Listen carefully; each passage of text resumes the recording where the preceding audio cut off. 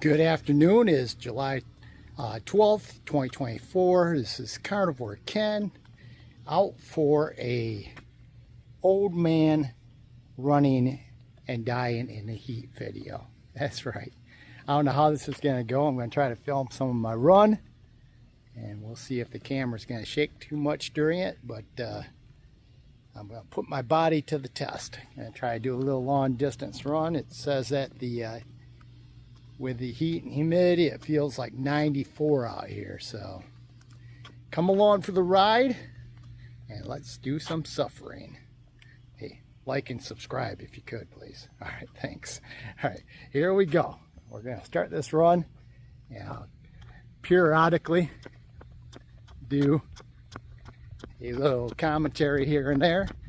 I probably won't film the whole thing because it's going to be a long one. And I really don't know if I can talk for an hour and run at the same time. Hoorah. But I could always sing some cadence, you know. I'm stepping on that left foot, you know, up in the morning with the rising sun. Gonna run all day till the day is done. Eat my breakfast too darn soon. Hungry as heck before noon. Hoorah. But here we go. Yeah. Currently, I'm in my neighborhood. Once I get out of my neighborhood, I'll be out on a country road where there's hardly any cars. There's farm fields and some cows. So, all right, here we go. Hope everybody's doing well. I know. What does a guy like me put myself to the test for, right? I will be 65 in November. And I'm getting too old for this stuff. Well, I guess we'll see. Right now, at least the first couple hundred yards, you know, I feel too old.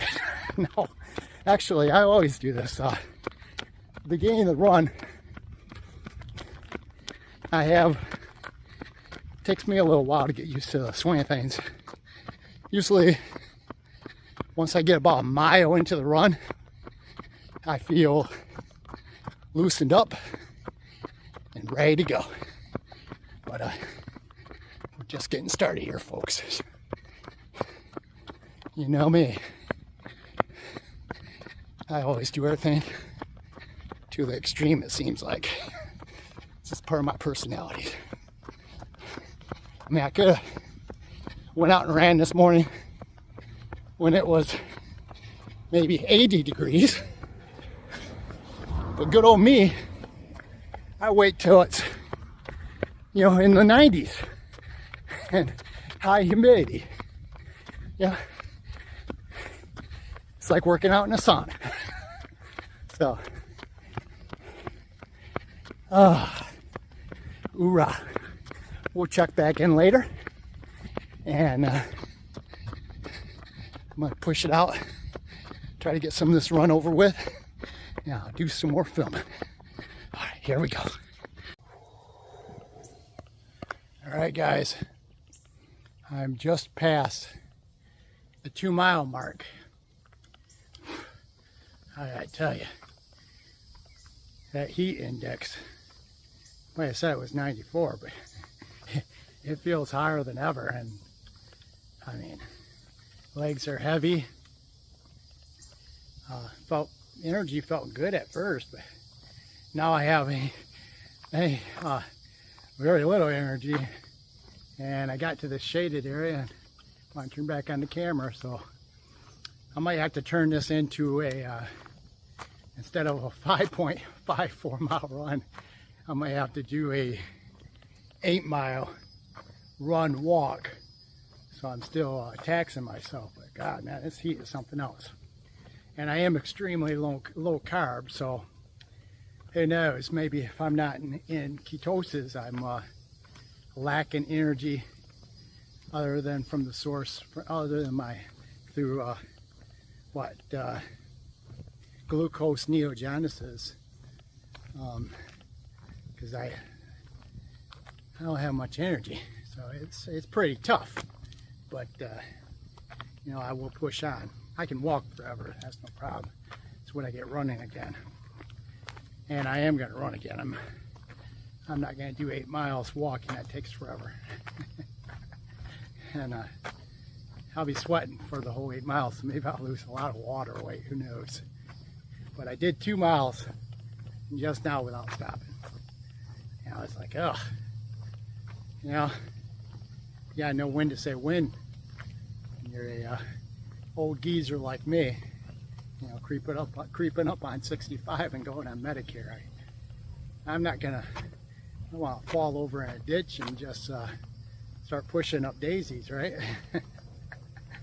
But no chest pain, not having any problems really breathing.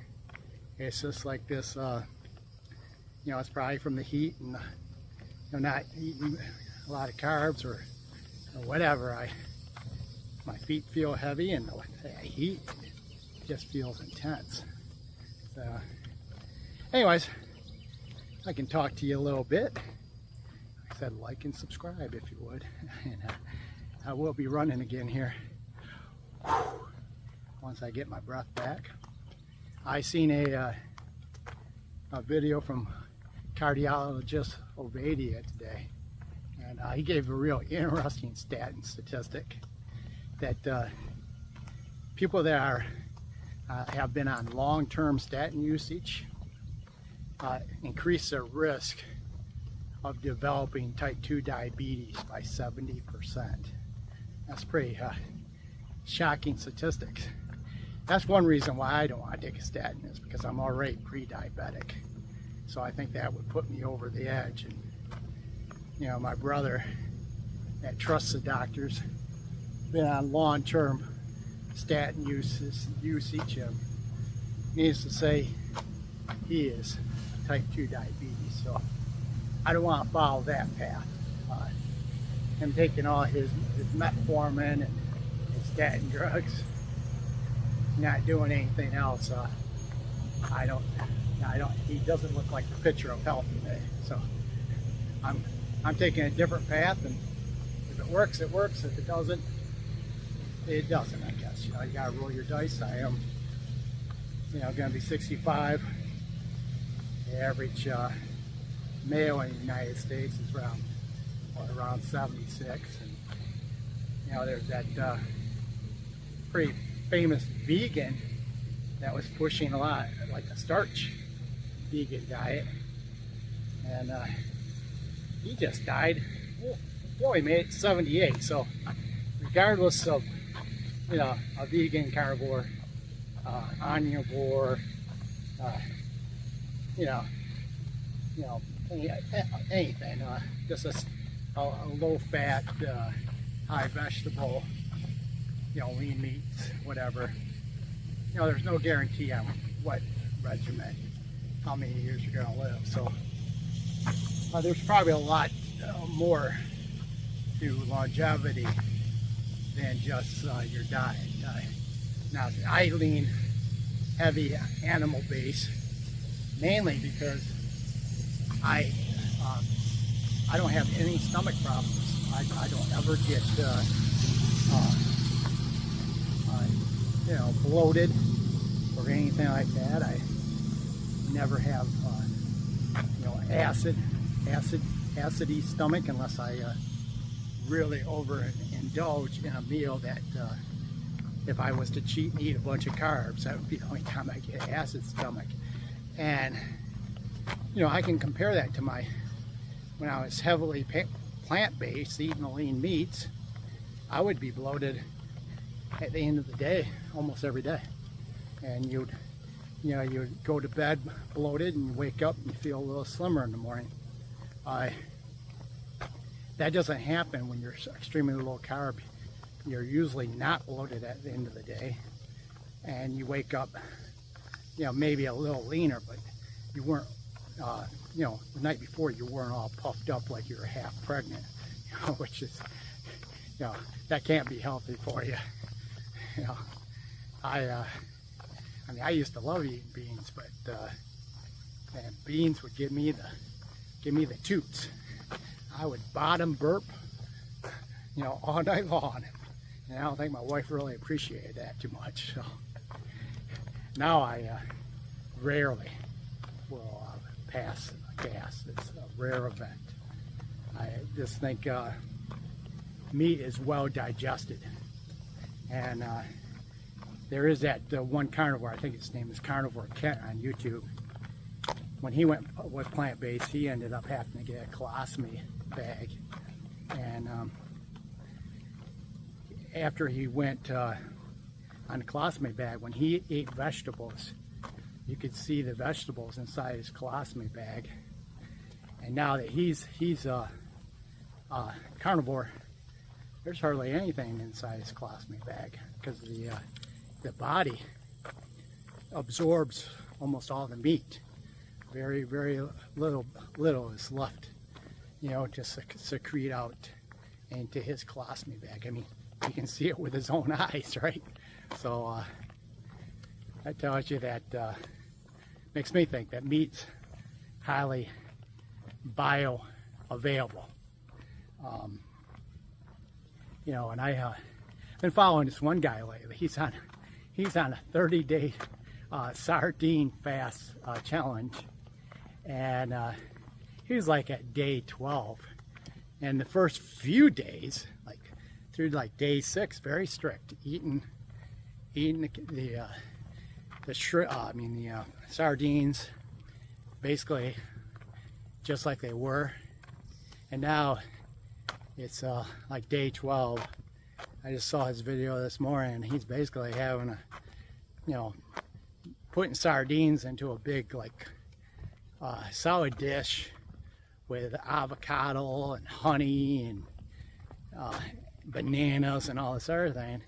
And you know, he's still counting down his days of 30 days.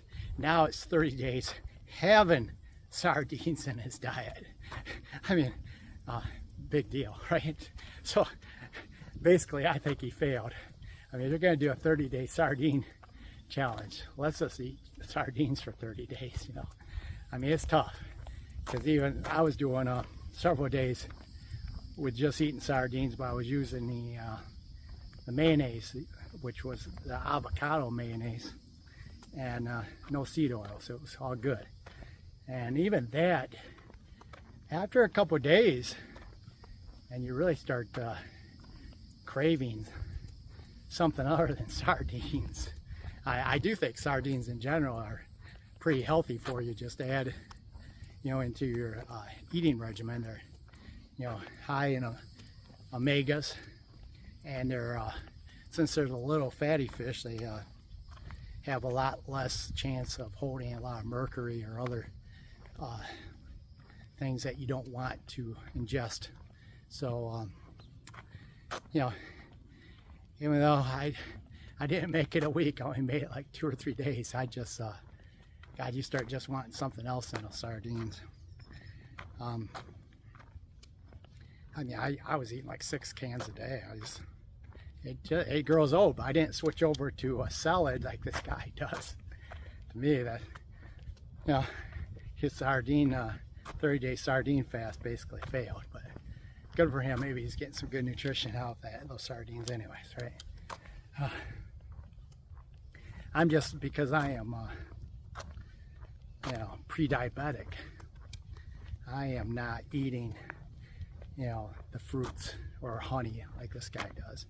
I mean, a mango alone, one average sized mango has right around 11 teaspoons of sugar. I mean, what would that do for my being pre-diabetic? I don't think it'd be very helpful. Remember, your body at homeostasis has 1 teaspoon of sugar. So yeah, if you're pre-diabetic, you have to look at these signs. Now, if you're not pre-diabetic, you got a good hemoglobin A1C, your fasting insulin is nice. You know, for you to put a little fruit into your diet or vegetables, it probably wouldn't hurt you. I'm in a different category because I am pre-diabetic, so I gotta look at everything through that lens. Bananas, you know, 7 teaspoons sugar. Apples are about the same, 7 teaspoons of sugars. That's all a no-no for a guy like me that's pre-diabetic. So I try to stay away from all those things. Now what I do because I am consider myself more carnivore than anything, but you know, I want to stay with it for the long run. I'm working on my 3rd year. I have added some fermented plant matter into my diet, such as sauerkraut and fermented pickles. But you won't find them on the shelves in the aisle. You find them in the refrigerated section of the supermarket. You know, this gives me a little variety. When I'm eating my beef patties, I can put some fermented sauerkraut, fermented pickles on top. Because I'm looking at this, yeah, it's not from an animal, but it is fermented. It's supposed to be good for your gut health, and it gives me just enough variety to be able to keep pushing on and not go off my eating regimen. I don't even consider what I'm doing as a diet. It's just a way of life, and I'm looking to change from being pre-diabetic to not being diabetic or pre-diabetic anymore. I mean, I'm hoping my hemoglobin A1C on the next check is going to be significantly better, because I pretty much gave up artificial sweeteners. Haven't been taking any artificial sweeteners for a couple months now, and you know, with the way I eat, so low carb, so low sugar, my hemoglobin A1C should be dropping, but it went down to 5.9 and then clicked back up to 6.0. And I listened to what is it, Dr. Bickman, saying how there's a few other ones out there too, a few other doctors that say the same thing. The artificial sweeteners will keep your insulin level raised. So I'm hoping by eliminating the artificial sweeteners, it's going to help bring that hemoglobin A1C down, if that was my problem. So we'll see, because I'm going to, this is July, at the end of this month, I'm going to go through CVS, and they have hemoglobin A1C over the counter kits you can buy.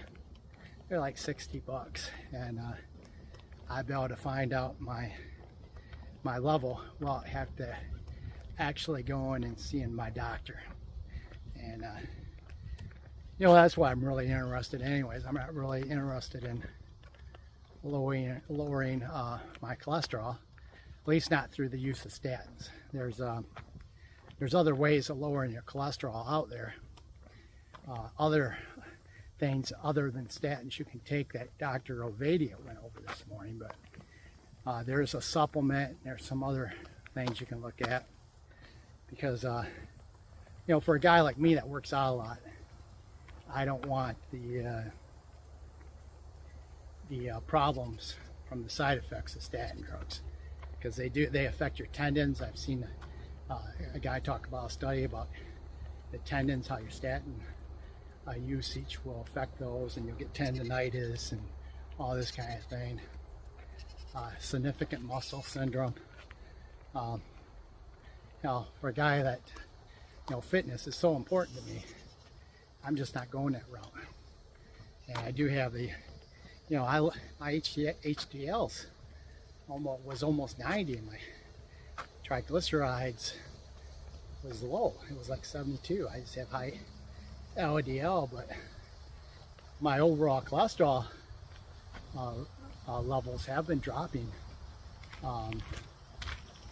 from a couple of checks ago to my last one. So maybe as I'm getting more healthy from not consuming those artificial sweeteners, maybe my cholesterol level will keep on dropping. We'll find out, because my doctor checks me every 6 months, which I don't know if I might eventually end that too. I just don't see the point in it. Even though there's some things, I mean, I like to look at my blood and see the levels, but if I'm feeling great, I don't see what he's going to be able to offer me. The only thing he wants to offer me is statins, and I'm not doing it. So, you know, he works for me. I don't work for him. So that's, remember that your doctor works for you too. He doesn't. You're not working for him. So don't let them guilt you into something that you know, the benefits are way overstated, in my opinion. Just remember, I'm not a doctor, and you know, this is just my opinions from some guy on YouTube. But all right, what else is going on out there? Oh, I remember that this is one more thing about statins. Is there's a good chance that if you take statins, it also increases your chances of Alzheimer's and dementia. So let that sink in, because the statins do get over the brain-blood barrier. So they can cross that and affect the cholesterol levels in your brain. So that doesn't sound good to me. Yes, sirree. We're just gonna keep on moving on, and I'm gonna have to go back to running. So I think my camera shakes too much to be able to film my running. So I'm gonna get me in one of those Life 360s one of these days and see how that goes. But I mean, there's no point in filming me if it's just gonna shake away. So we'll talk to you in a little bit. All right. Wow, I think my camera's getting all foggy from all the heat and humidity, and I got nothing to clean it with. So I hope the quality of this picture isn't too bad. Maybe walking through a little shaded area here. So I just got done running about another mile, and my shorts are looking funny. They're so sweaty. I tried to pull them up and bend them over. They're starting to hang down too real. The shoes are soaking wet from the sweat, so they're getting heavy from the sweat. I'm still out there a ways. I got about well, I changed it to a run walk 8 mile, and I am about at the 5 mile mark right now. I got about 3 miles left to go. So I didn't bring no water with me, and basically because I didn't have no place to really carry it very well. And I'm really looking forward to some nice cold water right now. When I get back in my housing community, there is a swimming pool with drinking fountains. So I'll probably make a pit stop there. I might even jump in the pool for a minute. That's about after I get to that point, I only have like a half mile left to my house from there. So my run walk will almost be over by then. But I gotta keep on pushing on. You know, I don't always have the best health markers, so I gotta prove to myself that, you know, I still have a few miles left to go in my life, because I'm taxing myself to what feels like the extreme to me, and you know, no chest pains and nothing else, no pains going down my arms or anything. So evidently I'm not gonna have a heart attack right now, or a stroke, so that's a good thing. Whew. Man, it's tough, but you gotta, you know, nothing good comes easy, right? I weighed in this morning, I weighed in around 173. I would like to lose maybe 10 more pounds, but do that without losing my muscle. Is that possible? We'll see. Maybe I'm sure this hot run walking will help me lose at least some water weight. So I just, in my mind, I think if I was a little lighter, this running wouldn't be as hard for me. I mean, I do a lot of resistance training, and you know, I switched up a little bit because I found my run after my leg day the last time was super hard again. So this time, instead of doing legs today, I decided to do the run. I'll do legs tomorrow, but it's still super hard. So maybe it's just that I'm short and thick, and you know, I need to lighten up a little bit to make this running just a little bit more easier. You know, maybe that'll make it easier to, you know, make me feel more energetic. You know, I don't know. You know, everybody has to do something in their retirement years. Well, this is what I do. I exercise almost every day. You know, I usually try to switch it up so I don't get bored. I don't go out and run every day. Usually run about every third day. Will end up being a run day. And I haven't been doing sprints lately, so I have to get back to that. But my workout partners are coming back, I think, at the end of this month, and they don't like to do long distance running. They like to do sprints, so I'll probably taper back on the long distance running and get back into the sprinting, which that's tough too. It's hard. It's very taxing. I mean, you lose, you know, you lose all your breath, all your air when you do sprints because it's an all-out effort. This long distance running just kind of wears you down.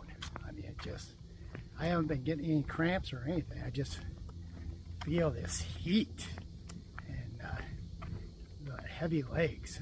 That's my two main symptoms right now. No cramps, and yeah, for being pretty much meat-based, I must be not missing out anything. I don't usually get cramps when I run. I just get tired. And but you know, that's good. It's good to, you know, this heat is like almost like being a dry sauna or a wet sauna even. You know, it's hopefully the heat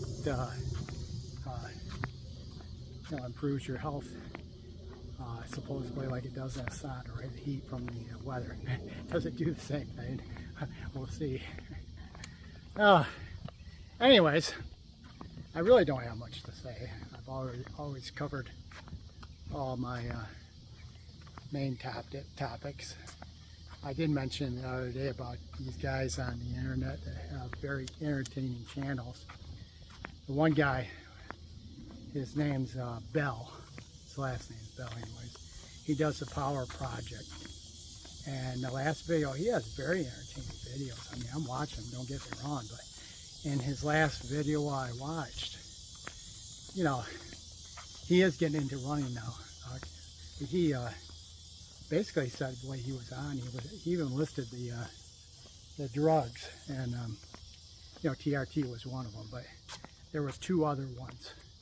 Prevazone or something like that, and one other one. You know, basically performance enhancing drugs. So, you know, he gives a lot of good health information out there, and I think his health information is legit. But, you know, when you get all these guys off these different websites that are giving you health information, and you find out that they use, that a lot of them are currently on performance enhancing drugs, or they've used them for a long period of time. Well, this health information that they're giving you, if it's such a good, if it's so good, why didn't they do that instead of the performance enhancing drugs, which we know in the long run are not good for your health? Basically, conclusion is because they wanted to get jacked, as they say. And in order to get unnaturally jacked, you have to use performance enhancing drugs. You can only take your physique to a certain level. And to me, that certain level you can get to is just fine. Because at least, you know, you can rest assured in your own mind that you're not having, you know, things happening to your body because you took these PEDs, performance enhancing drugs, in your system. you know, you might be able to sleep more sound at night. Most people that use performance enhancing drugs are not going to compete on the big stage anyways. I mean, unless you're going to make money off it, what's the point? I mean, I guess you get big and, you know, become a movie star, an action figure, because God knows a lot of those guys are on performance enhancing drugs. But I mean, you can certainly get to my level without them. I'm the living proof. So you don't need PEDs to at least get to this level of fitness. And for a guy that's almost 65, you know, in November, right after the elections, I'll be turning 65. This level, I think, is fine for most people. So, and you don't have to have performance enhancing drugs to get to this level at least. So there you go. I mean, the main thing I like to try to do is just get leaner and leaner. And that's why I think I need 10 more. Still have a little fluffy belly. Not much, but I have the loose skin from losing all that weight. And I think if I taper down a little more down there, I will even have a more improved physique, and it might even be good for my pre-diabetes to lose a little bit more weight. Remember, my main goal is to a hemoglobin A1C of 5.6 or lower is what I'm shooting for right now. So whatever it takes, right? Hoorah. So, all right, I'm gonna let you go for now and continue on with my run here. And basically, maybe I should just sign off now. I'll say goodbye to everybody. You can see I am suffering. Nothing's gonna change in the next 2.5 miles. So, all right, I hope everybody's doing good out there, and you know, never give up. Take care of yourself. You know, there's another way to go. Fight metabolic problems, #1 cause of all diseases in the world. So, you know, don't allow yourself to get that big gut and that fatty liver. All right. Hope you like and subscribe. That's it. Carnivore Ken out.